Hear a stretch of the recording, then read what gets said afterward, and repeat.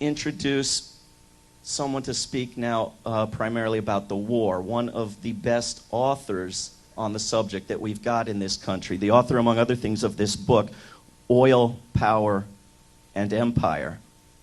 Also writes for Revolution newspaper, has been part of the Bush Crimes Commission, which you can get records of on DVD. Brilliant leader in the anti-war effort, Larry Everest.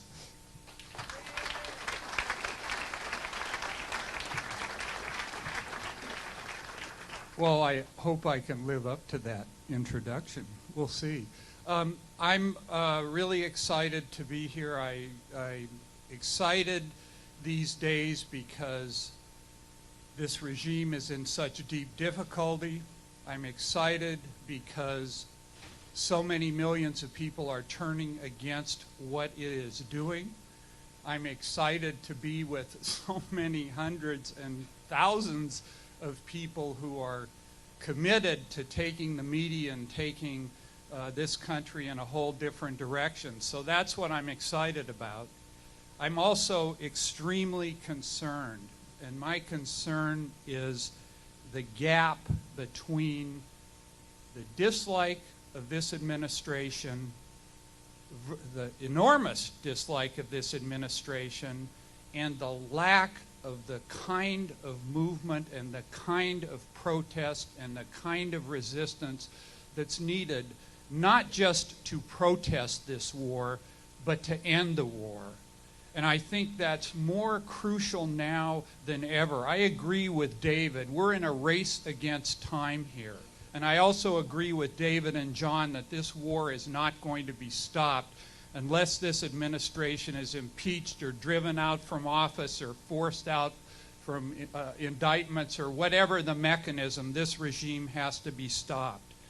And I think that one of the things I'm most concerned about is the idea that people have that poll numbers or growing unhappiness, the growing debacle in Iraq, even differences of opinion among the ruling establishment over the war is going to somehow bring all of this to an end by itself without us.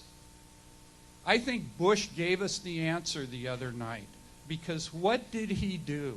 He basically told us, I know you don't like this war. That's why I'm going to escalate it. Not just by sending 21,500 troops into Iraq. That's not the real story here. The real story is when Bush said stabilizing the region in face of extremist challenges begins with addressing Iran and Syria. This is a very, very serious and horrifying moment. And we are seeing what people call double down, double or nothing, and not just double or nothing in Iraq, but double or nothing in the region, an escape forward, an establishment, a political party faced with a potentially huge defeat for them, not for us and for the people of Iraq and the region, but for them, and being willing to escalate throughout the region to try to do this. And I feel like one of the reasons people don't fully believe they will do this, I was reading somebody in Eugene Robinson in the Washington Post said, I don't know if Bush is crazy enough to do this. And you know, we can talk about crazy. I'm not ruling that off. You know, somebody believes they're acting on behalf of God. We can talk about that issue. But what I'm concerned about is that people don't see the danger of this threat. And some people have been warning about it. You've heard Scott Ritter and Seymour read their articles, heard them on Democracy Now! I've been writing about this in Revolution. But I think one of the reasons people don't take this seriously enough is they don't see the logic, the method behind the madness. This isn't about Bush being stupid or out of touch with reality. He's very in touch with the reality as the neocons and others have theorized that the reality of the needs of a U.S. empire in the 21st century, which begins with deepening their control over the Middle East and the 80% of the energy resources of the planet, to contend with people like Russia and China, to be able to control the global economy and so on. There is a logic to this madness. And that's why we have to take seriously and understand why, yes, they will do it. And I think the other thing that really, there's a lot to this. I know there's a lot of there's no one reason for this gap that I've talked about. But the other thing I feel is that far too many people are waiting for the Democratic Party. And when I talk about the Democrats, I'm talking about the leadership of that party. I'm not every individual Democrat, even some of the people in the Senate or the House.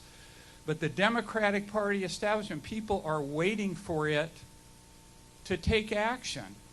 They are not going to do this unless they are forced to by our actions. Even John Conyers, and I have I have respect for John Conyers. He's worked with people like World Can't Wait and so on. Even he's saying, no, let's take impeachment off the table. So without massive resistance of the sort in all spheres, and I'm not talking simply about street protests, but in the media, in the universities, and yes, on the streets, they're not going to act and to stop this war. I'm sure many of you listened to the commentary after Bush's speech, in which the Democrats basically, agreed to the terms that he had set. None of them were offering a demand, stop this war, let alone an actual plan for doing so.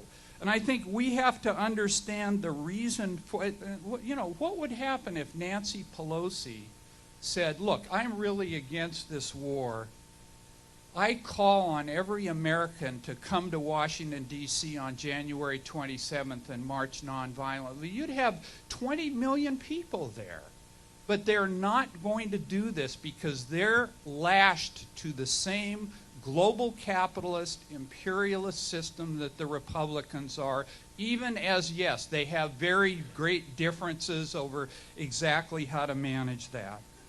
But I think people need to be clear on this, and we have to speak honestly and confront what we're up against and the enormous challenge that we face, because if the U.S. launches a war against Iran, this is going to reverberate in just unpredictable and unbelievable ways, including on our rights and our media right here in the United States. And my time's up. I just want to offer one thought in terms of what we need to do about this. I feel the people at this conference can play an enormous role. There was not an independent media during the Vietnam War in the same way that we have now a grassroots media. And I think that we need to be on a mission to change the whole terms of debate about what this war means. And I think we have to take it on ourselves to respond now, immediately, to Bush's escalation. The New York Times said that Bush is expecting a lot of hue and cry, but after all is said and done, nothing's going to happen. That was their analysis in the Times. And I think we need to make something happen, and only we can do that. And one of that we need to change the terms of debate to the fact that this war was not a mistake or a blunder. It was a crime. And Bush and Cheney and the rest of the people need to be held accountable for this. I'm going to stop. And we also need to change the terms of the debate to the war on terror is really a war for empire. Thank you.